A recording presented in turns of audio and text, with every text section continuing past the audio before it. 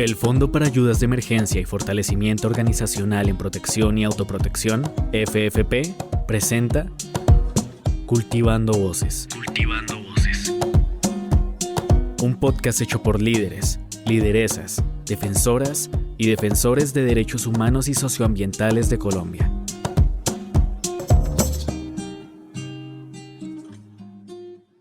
Bienvenidas y bienvenidos a Cultivando Voces. Mi nombre es Dana Roballo.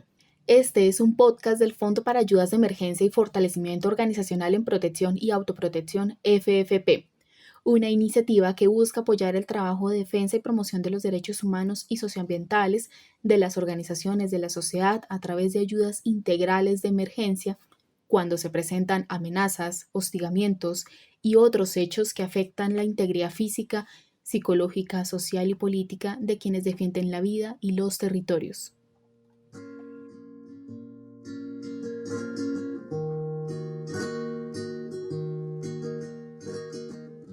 Ser lideresa social y defensora en Colombia significa correr un doble riesgo al ejercer una labor por los derechos fundamentales y ser mujer.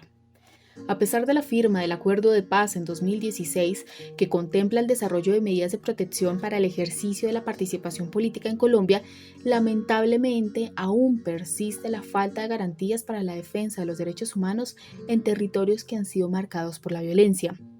El número de líderes, lideresas, defensores y defensoras de derechos humanos asesinados aumentó significativamente en 2022 y la situación continuó alarmante en el 2023, según reportes de la Defensoría del Pueblo.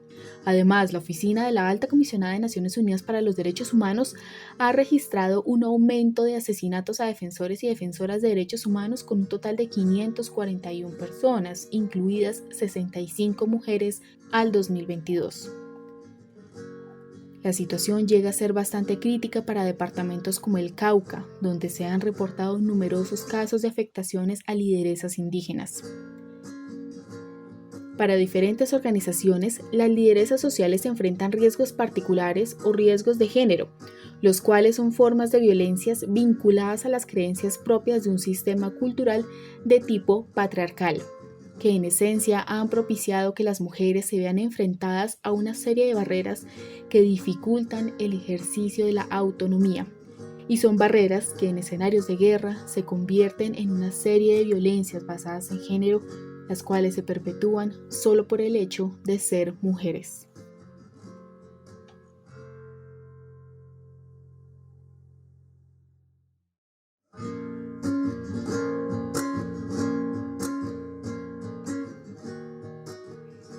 Los liderazgos sociales de las mujeres son considerados como distintas formas de acción política que tienen como objetivo acompañar e impulsar procesos de incidencia y participación de las comunidades, como una apuesta por la dignidad propia, colectiva y del territorio.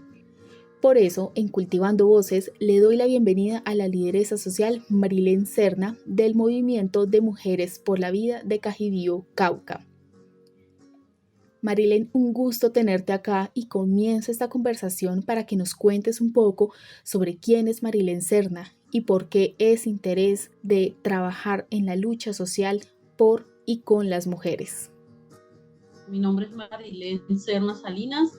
Yo soy una lideresa campesina del departamento del Cauca. Nací en el municipio de Cajibío y he trabajado en ese territorio durante muchos años en el liderazgo de mujeres, de víctimas, de productores y productoras, defensoras, personas que defienden la tierra y el territorio, jóvenes, pero mayoritariamente trabajo con mujeres. En esta lucha llevo más de 35 años. Provengo de una familia campesina de ese municipio. No estoy habitando en el municipio de Cajibío por asuntos de seguridad. Ya hace varios años me tocó salir de allá en condición de desplazamiento, pero mi trabajo comunitario tiene como base ese municipio, Popayán y otros municipios. Y pues también tengo responsabilidades regionales y nacionales. Tengo algunos espacios de representación en el nivel departamental y en el nivel nacional, en todos estos temas pues de que nuestro proceso organizativo siempre hemos tenido la decisión de articularnos a plataformas y espacios nacionales que también aglutinen las luchas que nosotras tenemos en el territorio, nosotras y nosotros. Entonces, siempre hemos buscado la forma de juntarnos, por eso somos parte del Coordinador Nacional Agrario del capítulo del Cauca, hacemos parte de la Red por la Vida de los Derechos Humanos del Cauca, el Espacio Regional de Paz. Bueno, ahorita hacemos parte del Movimiento Nacional por la Paz y contra la Guerra, el Movimiento Social de Mujeres por la Paz y contra la Guerra. Hacemos parte pues del Congreso de los Pueblos, de la Cumbre Agraria, es decir, nos hemos articulado a todos esos espacios desde nuestro quehacer como organización campesina. Pues mi organización, en mi organización que se llama, bueno, mi organización de mujeres es Movimiento de Mujeres por la Vida y el Territorio, pero hoy tenemos un movimiento más grande que se llama Movimiento Vida y Territorio, donde estamos las mujeres víctimas, las víctimas de conflicto armado, eh, y defensores y defensoras del territorio, niños, niñas y jóvenes. Bueno, tenemos procesos de defensa de la tierra, tenemos procesos de soberanía alimentaria, economía propia, medicina tradicional, rescate de semillas, campañas a favor de la eliminación de la violencia hacia las mujeres, campañas de visibilización y posicionamiento del papel de los niños y las niñas en las comunidades, entre otras actividades. Siempre digo que trabajo 4 temas que para mí son fundamentales para cualquier comunidad permanecer en el territorio. ¿Sí? El primero es el reconocimiento de los derechos, ¿sí? Que conozcamos y reconozcamos los derechos que tenemos como hombres y mujeres, como ciudadanos, ciudadanas, que podamos saber que hay una legislación vigente que nos protege. Y esa legislación pues ha sido obtenida y ha sido lograda por la lucha de muchísimas personas, de muchísimos hombres y mujeres que han dado incluso su vida para poder que hoy hayan leyes que protejan a las comunidades y protejan a la población. Entonces, primero, el tema de los derechos. Segundo, el tema del acceso a la tierra, tanto en lo urbano como en lo rural. Si usted quiere tener una estabilidad en el territorio, digamos, una vida más digna, se necesita el acceso a la tierra, tanto para producir alimentos, para construir una vivienda, para tener una apuesta económica alternativa, lo que sea, usted necesita el acceso a la tierra. Y por eso ese es otro de los elementos en los cuales trabajo fuertemente. Otro elemento importante es el tema de la paz, digamos, cómo se logra la paz desde los territorios, cómo se cumplen los acuerdos, cómo se hacen nuevos ejercicios de participación en el marco de los procesos de paz actuales, que escuchen esa voz de las comunidades, que identifiquen esas causas que han generado el conflicto armado y realmente se pueda plantear un proyecto de paz o un acuerdo de paz que realmente interprete las situaciones y las necesidades de las comunidades. Y el otro tema es el tema de la movilización, ¿cierto? La necesidad de que las comunidades organizadas propongamos, interlocutemos, gestionemos lo que nos corresponde como personas con derechos en las comunidades. Entonces, esos son los temas que más he trabajado, que más he insistido, porque creo que pues hay una base fundamental. La gente no está organizada, es un criterio. Si la gente no está organizada, si no actúa colectivamente, si no nos juntamos con las manos, con los hombros al trabajo, realmente salir de la situación de empobrecimiento es muy difícil. Esas han sido como las líneas más importantes que yo he trabajado. En tu contexto personal y a lo largo de tu experiencia de trabajo, ¿cuáles han sido esas violencias diferenciadas que has logrado identificar por el hecho de ser mujer y ser lideresa social? Bueno, es un tema que me ha movido mucho, pues por el hecho de ser mujer y siendo mujer campesina, digamos, siente uno toda esa carga cultural que significa para las mujeres campesinas el hecho de ser una mujer. Cuando desde las comunidades campesinas, digamos, tradicionalmente se ha dicho que la mujer pues está destinada al cuidado, ¿no? Como al servicio del esposo, de los hijos, de los papás, bueno, como es una persona destinada al cuidado de otras personas, más no una mujer dedicada como a cuidarse a sí misma, ¿sí? Lo mismo que la mujer está destinada pues a ese espacio privado, que es la casa, que es la finca, más no el espacio comunitario, más no ese espacio, digamos, social o político, al cual pues se dice que los hombres son los que están destinados a ocupar esos espacios. Se dice también pues que las mujeres no necesitan estudiar porque no necesitan trabajar, porque deben tener quien las mantenga, no quien las sostenga económicamente, y por lo tanto, pues la mujer no necesita estudiar, no necesita ir a la universidad, no necesita trabajar, digamos, devengar económicamente, porque pues para eso tiene quien la sostenga, ¿cierto? Que la mujer no necesita tener tierra, que no necesita tener el acceso, el uso y la propiedad de la tierra, porque pues ella tiene a su pareja, a su compañero, a su papá, a los hombres pues, de una familia, para que la sostengan. Eso no es verdad porque las mujeres trabajan muchísimo. Lo que pasa es que no devengan ningún dinero por todo ese trabajo que hacen del cuidado de la familia, los animales, el cultivo, los trabajos que hay en la comunidad. Es una de las razones que me ha llevado a trabajar con las mujeres en la clave del autorreconocimiento, ¿cierto? La clave de que las mujeres no necesariamente tenemos que ser mamás, tenemos que ser esposas para ser mujeres. Podemos ser mujeres siendo nosotras mismas, podemos ser mujeres y ser ciudadanas con una serie de derechos que nos da la Constitución colombiana, pero también, digamos, la berraquera de las mujeres, que las mujeres trabajan, luchan, tienen hijos, cultivan, salen, digamos, se rompen esa lógica patriarcal, esa lógica de ser de los espacios privados y salen al espacio público, son presidentas de junta comunal, hacen parte de una organización, hacen parte de las juntas de los colegios, es decir, a pesar de esa carga cultural, pues rompen esas lógicas y empiezan a buscar esas posibilidades de surgimiento.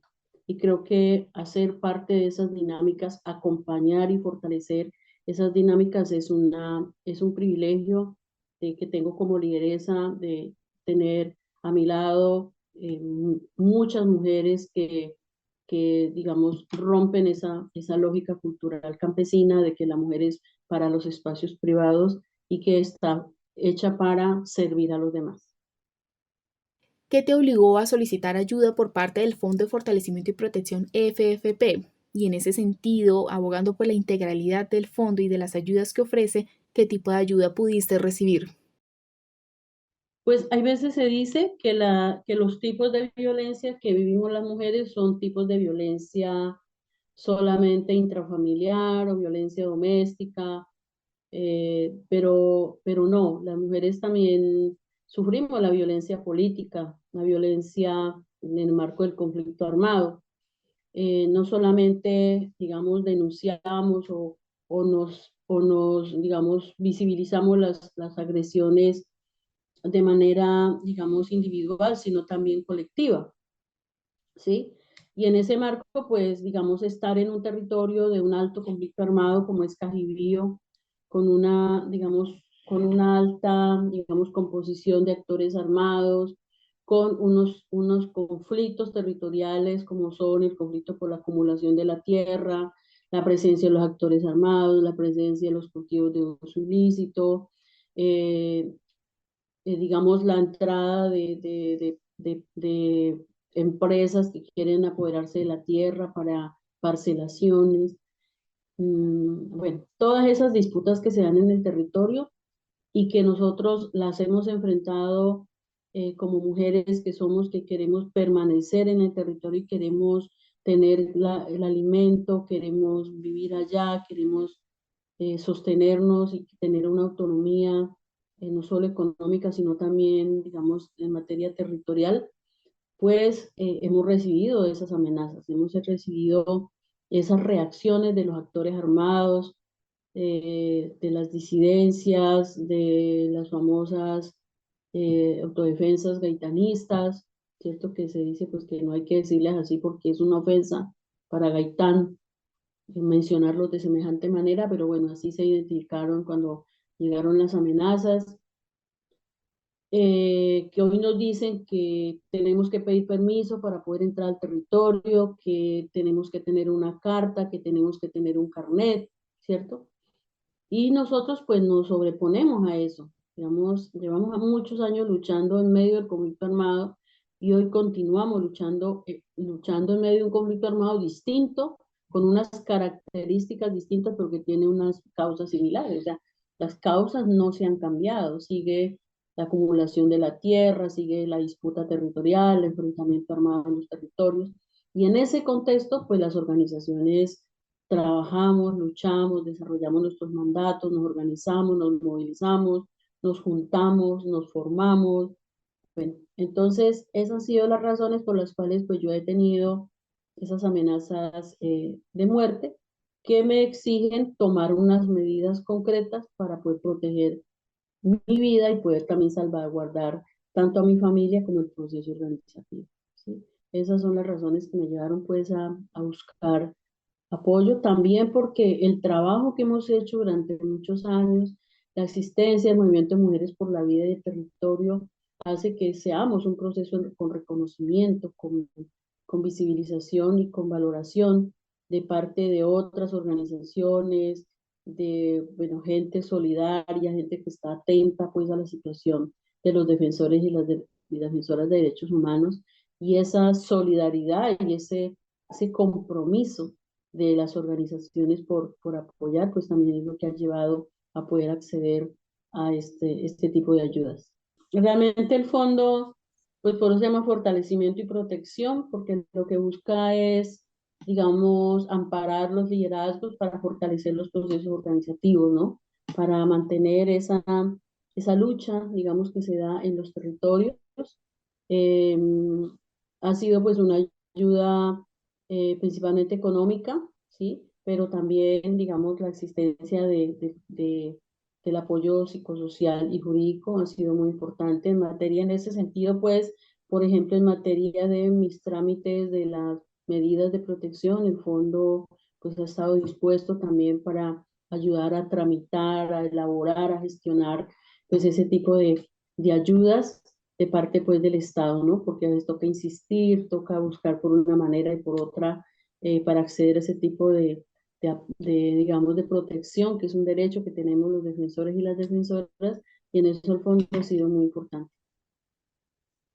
En el marco del Día Internacional de la Eliminación de la Violencia contra la Mujer, ¿qué llamado a la acción se hace para salvaguardar la vida, los procesos de liderazgo de las mujeres, el trabajo en los territorios y para que sea efectiva la protección a líderes y lideresas sociales? El elemento que siempre hemos insistido con las mujeres es el reconocimiento como mujer, o sea, ir más allá de esa apuesta cultural de que las mujeres somos para servir, ¿cierto?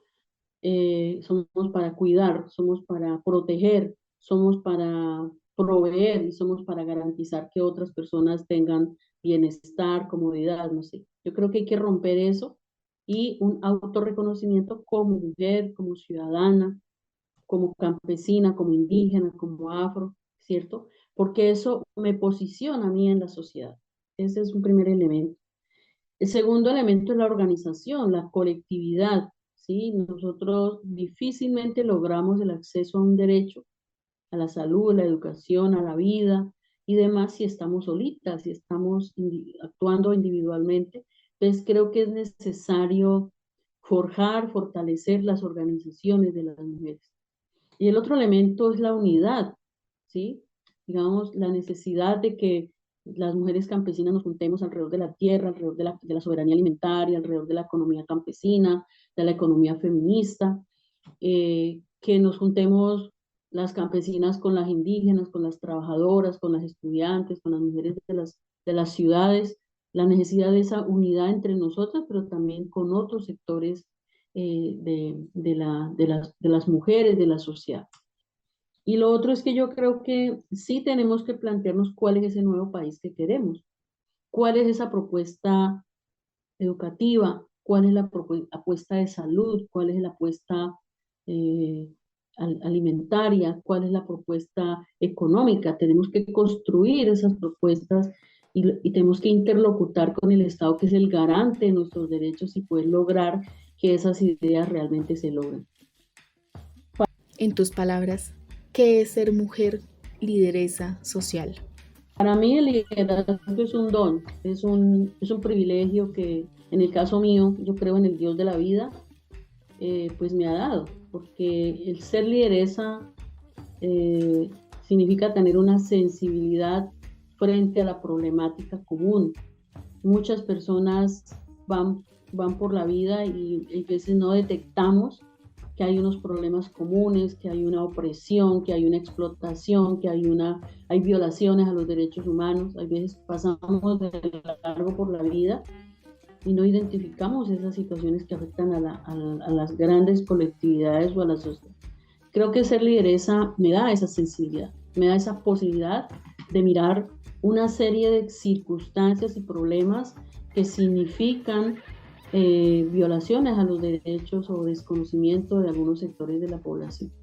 Pero yo no me puedo quedar ahí, no me puedo quedar mirando que hay un problema, sino que yo tengo que pensar cómo con otras y con otros realmente podemos buscarle una solución a ese problema para que sea una sociedad más justa, para que sea un territorio más libre de violencias, para que sea un movimiento más incluyente.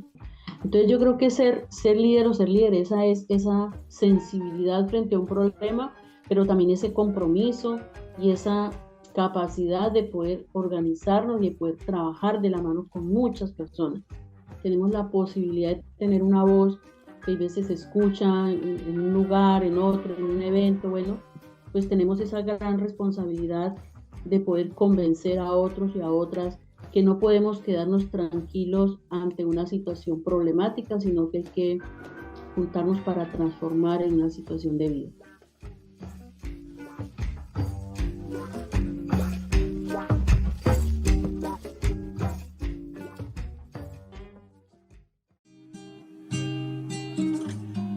Estás escuchando Cultivando Voces. Cultivando Voces.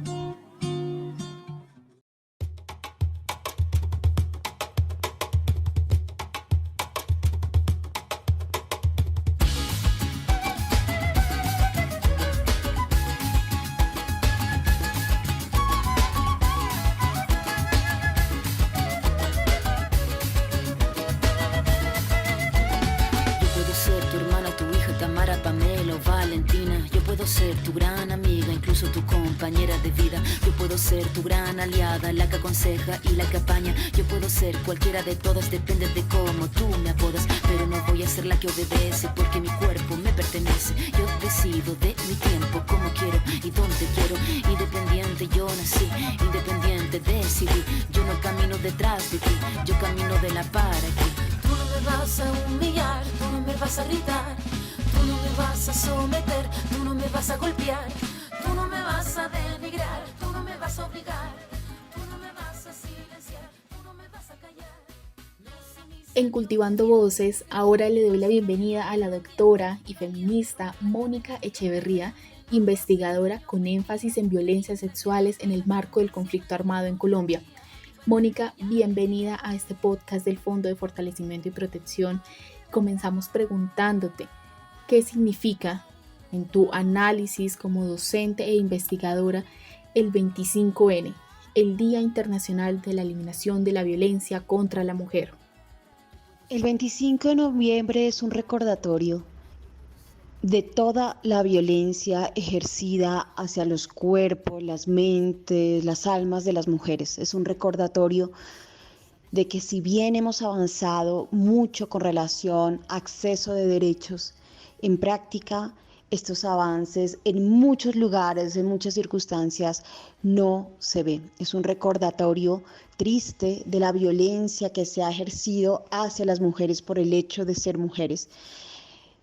Pero también es un recordatorio de que estamos unidas, de que llevamos mucho tiempo unidas y que se comience a visibilizar esa unión y que podemos llegar lejos si seguimos unidas y seguimos luchando en contra de la violencia hacia las mujeres por razón de género, ¿no? Es un momento histórico en el cual podemos entender o nos acercamos a tocar que podemos lograr nuestros objetivos con relación para erradicar la violencia de género hacia las mujeres. ¿Qué análisis se puede hacer sobre esas afectaciones que padecen las mujeres en el territorio a causa del conflicto armado y la violencia estatal, entendiéndolo en términos de los liderazgos de las mujeres en los territorios? Lastimosamente, Colombia, como muchos países de Latinoamérica y quizás del África, es un país centralista, en donde es más importante lo que está sucediendo en la capital Bogotá o lo que está sucediendo en las capitales de departamento. Y eso ha hecho que se invisibilice aún más la violencia ejercida hacia las mujeres en contextos de guerra y fuera de contextos de guerra, por fuera de las ciudades capitales, especialmente por fuera de Bogotá. Por lo cual hay un desconocimiento total, grave, triste, sobre el tipo de violencias que han tenido que soportar las mujeres en los territorios. Siempre que yo comento esto, las personas se extrañan mucho, pero es porque es como si tuviésemos invisibilizado lo que está ocurriendo por fuera. Por ejemplo, en municipios del Cauca, durante los años más álgidos de la violencia en Colombia, los paramilitares secuestraban a mujeres. En unos casos se ha documentado que las crucificaban y las violaban durante 40, 20 días seguidos. Este tipo de violencias van muchísimo más allá de lo que se pueda pensar con relación a que es un líbido incontrolado, naturalizando la violencia sexual en este caso específico. Son discursos de poder muy fuertes, en donde incluso hay una estética de lo macabro, hay una pedagogía de lo macabro, el hecho de crucificar a una mujer y violentarla y minarla de esa manera. ¿Qué sucede? Que las mujeres nos hemos hecho víctimas o blancos de este tipo de violencias por muchas razones. En primer lugar, por el rol de género que se nos ha asignado en el momento de nacer, en el cual nos dice, bueno, tú cumples estas cosas y si no cumples, pues te vamos a leccionar de la forma más violenta posible. Y eso es lo que ha sucedido con relación a los liderazgos de las mujeres en los territorios en contra de la guerra. Han sido leccionados ejerciendo de diferentes tipos de violencias, como un discurso de poder. Es decir, no son violencias vacías, no son violencias que ocurren de la nada porque se les ocurrió a un grupo de hombres, no, son violencias que son ejercidas como una manera de aleccionar los liderazgos femeninos en las regiones. Eso por una parte, y otra parte que también este rol de género ha impuesto o ha dado al cuerpo de las mujeres la dignidad de la familia, la dignidad de la sociedad, la dignidad de los pueblos, la dignidad de una etnia. Y cuando un contrario quiere quebrantar esa dignidad y esa hombría, además de las comunidades, pues violenta el cuerpo de las mujeres, ¿no? De las formas más macabras posibles. Esto ha sido sistemático, esto ha sido premeditado, no son daños colaterales de la guerra y eso hay que asumirlo de una vez por todas. Y la sistematicidad que se ha ejercido en diferentes tipos de violencias, hablar específica de las violencias sexuales, demuestra cómo se han usado las mujeres para ejercer la violencia dentro de los conflictos y para acrecentar de esta manera estos discursos de poder, generando una pedagogía de la crueldad que sale del territorio para gestionar el terror, para hacer que las personas tengan aún más miedo, pero además para hacer que se silencie de alguna manera, porque además este tipo de violencias tienen unos silencios muy ejercidos con el tema de la moralidad. Entonces hay muchas formas en que se están jugando con este tipo de violencias ejercidas a las mujeres en conflictos armados. y lastimosamente en Colombia aún no hemos entendido la dimensión y las circunstancias en que ocurren. Mónica, en tu trabajo como docente, investigadora y siendo comunicadora social y periodista, hace un año recibiste tu doctorado en la Universidad Carlos III de Madrid con una mención cum laude, que es la más sobresaliente del país ibérico, con una investigación titulada El tratamiento periodístico de las violencias sexuales en contra de las mujeres en el marco del conflicto armado colombiano. Análisis de casos según el tipo de violencia, víctimas, victimarios y contextos. En ese sentido, Mónica, ¿cuáles fueron esos principales hallazgos en la tesis? Los hallazgos más importantes acerca de mi investigación doctoral están relacionados, en primer lugar, sobre el entendimiento de lo que son las violencias sexuales en los marcos de los conflictos armados, entender que son diferentes a las violencias sexuales que pueden ocurrir en otros espacios, por ejemplo, dentro de la familia, dentro de las ciudades incluso, etcétera, porque las violencias sexuales que ocurren dentro de los conflictos armados también tienen unas especificaciones relacionadas con los territorios, relacionadas con la etnicidad, relacionadas con las creencias, con las culturas, con la racialidad que se tiene con relación a las mujeres, etcétera.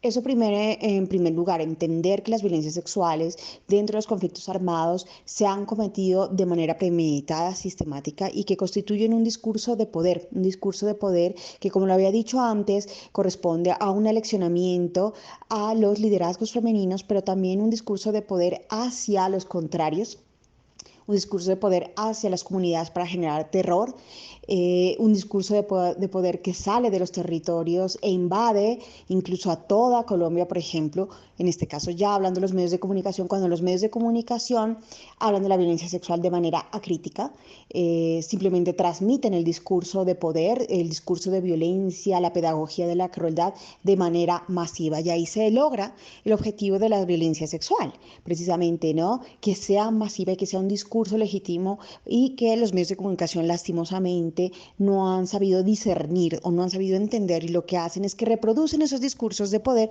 una y otra vez, matando una y otra vez a las mujeres, violándolos una y otra vez ya por fuera del espacio, del territorio, etcétera. Eso es muy importante, pues, que los medios y las periodistas no han entendido realmente cómo tratar las violencias sexuales, ¿no? Y porque no son un delito, no estoy diciendo que haya delitos menores ni que haya delitos mayores, sino que son unos delitos que tienen unas características específicas. Entre esos, pues, el hecho que ocurre porque sus mayores víctimas son mujeres, en su gran mayoría, sino decir que hay víctimas hombres también de violencias sexuales en el marco del conflicto armado. Pero esto responde a un tema con relación a cuáles son los roles de género que se nos están dando, ¿no? Que culturalmente, ¿qué es lo que significa la mujer en la sociedad? ¿Qué significa ser una mujer negra? ¿Qué significa ser una mujer indígena? ¿Qué significa ser una mujer campesina? Eso no se está discerniendo por los y las periodistas, eso no se está entendiendo.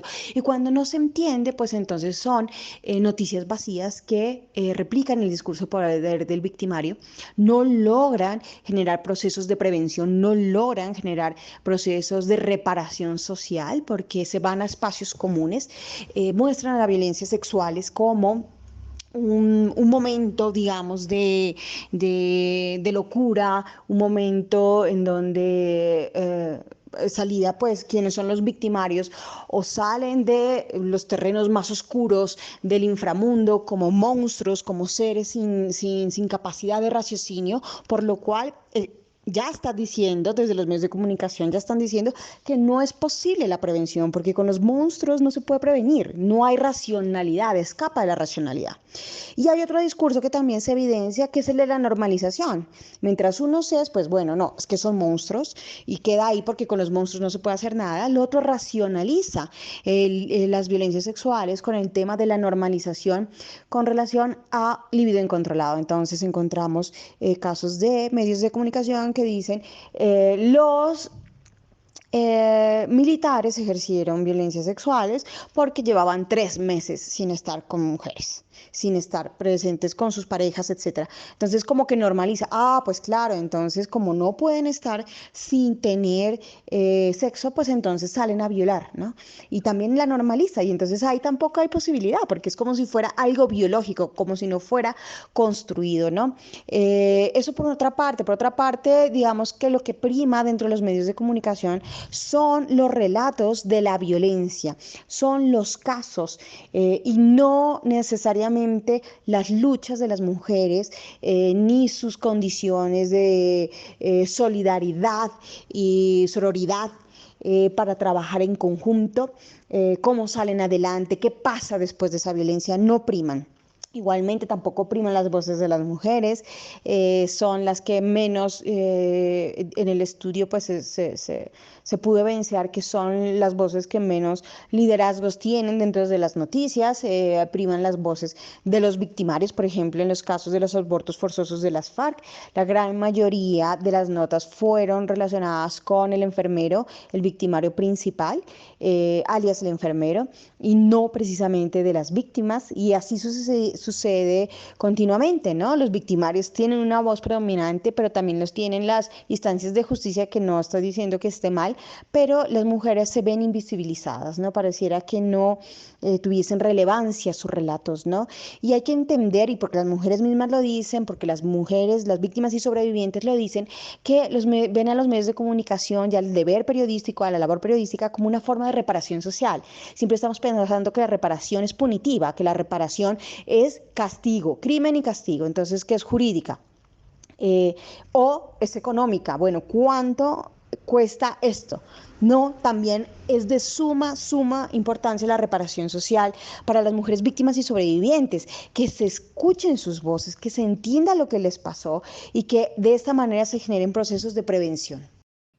En ese sentido, desde la investigación de tu tesis doctoral, a veces son pocos los espacios que como mujeres tenemos para crecer profesionalmente y sobre todo ser escuchadas.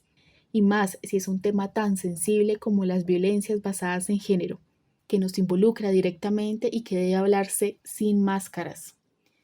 Por eso, Mónica, ¿qué reflexión haces sobre la participación de las mujeres en la investigación a partir de tu experiencia ahora como doctora investigadora en el Ministerio de Ciencia, Tecnología e Innovación? El actual gobierno del presidente Gustavo Petro, bajo MinCiencias, ha liderado una convocatoria específica en donde se impulsan las investigaciones de mujeres doctoras y jóvenes investigadoras. Yo creo que eso es muy importante. Eso es muy importante porque no se había visto en gobiernos anteriores, no se había visto algo que que tuviese un enfoque de género positivo hacia las mujeres, teniendo en cuenta que aunque las mujeres somos pues el género que quizás más se estudia, pues es el género menos reconocido en ámbitos laborales y en ámbitos relacionados con la investigación científica, ¿no? Yo tuve la oportunidad de participar en esta convocatoria que les estoy comentando. La convocatoria se llama Convocatoria Orquídeas, que si no estoy mal, le dio apoyó estancias postdoctorales de una doctora y una joven investigadora, más de 127 estancias postdoctorales en universidades y en diferentes entidades relacionadas con la investigación, ¿no?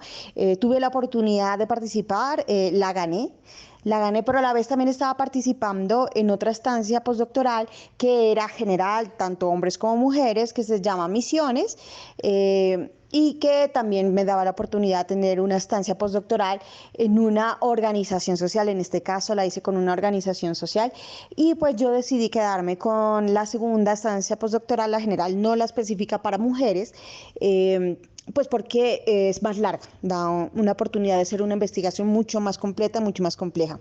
Lo interesante de esto, pues primero es resaltar que el gobierno actual tiene un interés específico en dar oportunidades a las mujeres para que desarrollen sus capacidades de investigación científica, ¿no? Eso es muy importante y hay que resaltarlo y lo resaltaré aquí y en cualquier parte. Y segundo, comentar pues que si bien esa beca no la escogí, sino que escogí otra. Tuve la gran fortuna de ganarme dos dentro de MinCiencias. La que escogí es trabajando con la Red de Mujeres Víctimas y Profesionales, que es la red que trabaja con víctimas, con más de 600 mujeres víctimas y sobrevivientes de violencias sexuales en el marco del conflicto armado en todo el territorio colombiano, y actualmente también está abriendo como su espectro con relación a hombres víctimas de violencias sexuales. La idea es hacer una continuación de mi investigación doctoral, en donde planteo seguir analizando el estudio, digamos, cómo los medios de comunicación, periodistas, han trabajado o han hablado de los casos de violencias sexuales en el marco del conflicto armado, haciendo esta vez un enfoque más grande al territorio, a las especificidades de cada territorio, de la Amazonía, de la región pacífica, precisamente porque una de las conclusiones más importantes de la tesis doctoral es que las violencias sexuales no se pueden trabajar de la misma manera hablando periodísticamente, porque hay unas diferencias culturales, étnicas, raciales, de todo tipo, sociales, políticas, que hay que tener en cuenta, ¿no? Entonces, vamos a tratar de avanzar en eso. Es una labor grande. Yo no quiero, pues, como decir que lo vamos a lograr, pero sí vamos a hacer unos avances significativos. Tenemos pues el tiempo y los recursos para hacerlo.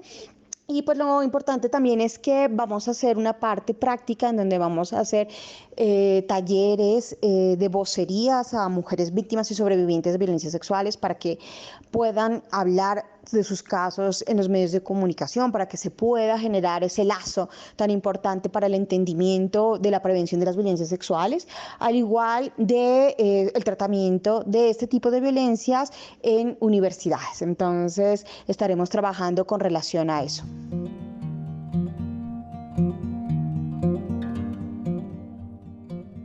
Quiero ir cerrando este espacio con un mensaje a las mujeres y sus procesos de liderazgo. ¿Qué las motiva en medio de estas vulneraciones a las que son expuestas? Creo que las mujeres que encabezan procesos de liderazgo en las regiones y en las ciudades, etcétera, son mujeres que no necesitan ser motivadas. Yo entiendo que cuando una mujer, un grupo, un colectivo de mujeres sale a la luz pública a hablar de temas tan complicados, tan dolorosos como son las violencias de género, son mujeres que están muy empoderadas, son mujeres que son valientes, son mujeres que ya saben a lo que se están enfrentando en contextos tan violentos como el colombiano, que no solo se enfrentan a contextos de conflicto armado y diferentes grupos alzados en armas, sino también se enfrentan a una sociedad patriarcal y muy machista que mina sus avances, que los de por debajea, que los quiere mostrar como menos importantes, que insulta, que humilla día a día. Son mujeres que ya han logrado un nivel muy grande con relación a su conciencia social y a lo que pueden ganar o pueden perder al ejercer este tipo de liderazgos sociales.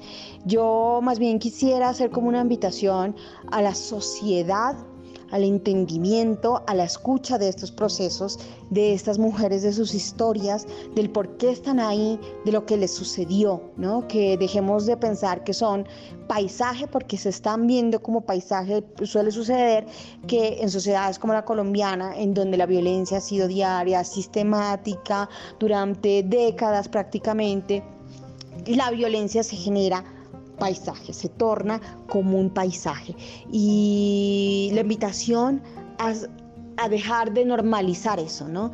A buscar elementos para escuchar, para entender sobre lo que ha pasado y lo que sigue pasando en nuestro territorio, ¿no? Por fuera de las ciudades y dentro también de las ciudades, ¿no? Eso creo que es la invitación, y de proteger estos liderazgos, ¿no? De ejercer nuestros deberes como sociedad civil, no solo de existir y tener derechos, sino de proteger a este tipo de liderazgos, en este caso femeninos, ¿no? ¿Cómo? Con el acompañamiento, ¿cómo? Con la escucha, ¿cómo? Con la petición de que sigan hablando, generando procesos comunicativos como lo hacemos como comunicadoras sociales en este caso, pero también generando procesos legislativos, generando procesos publicitarios desde todas las disciplinas, desde todas las carreras, desde todos los espacios, desde la persona que está vendiendo tintos en la calle, ¿no? Abrazar a las historias de nuestras mujeres, creo que es lo más importante.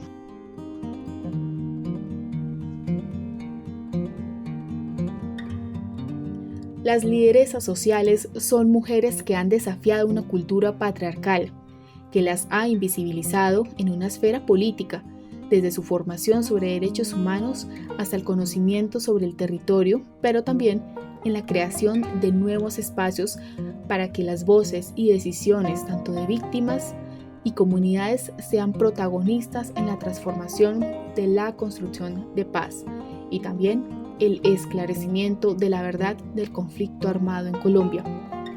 Debemos reconocer las oportunidades que tenemos como sabedoras para tomar protagonismo y la legitimidad que nos pertenece, para siempre estar investigando, proponiendo y creando.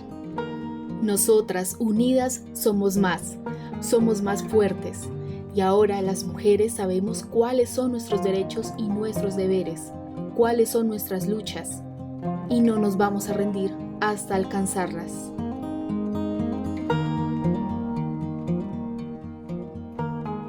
Llegamos al final de nuestro podcast Cultivando Voces. Me despido agradeciendo a nuestras invitadas y a nuestra querida audiencia. No olviden seguirnos en X y en Twitter como @ffp_protección. Para más información ingresen a la página www.fondodeproteccion.com.co. Mi nombre es Dana Roballo. Hasta la próxima. Este producto cuenta con el apoyo de la Unión Europea, Fondo Noruego para los Derechos Humanos, Diaconía y Forum CIV.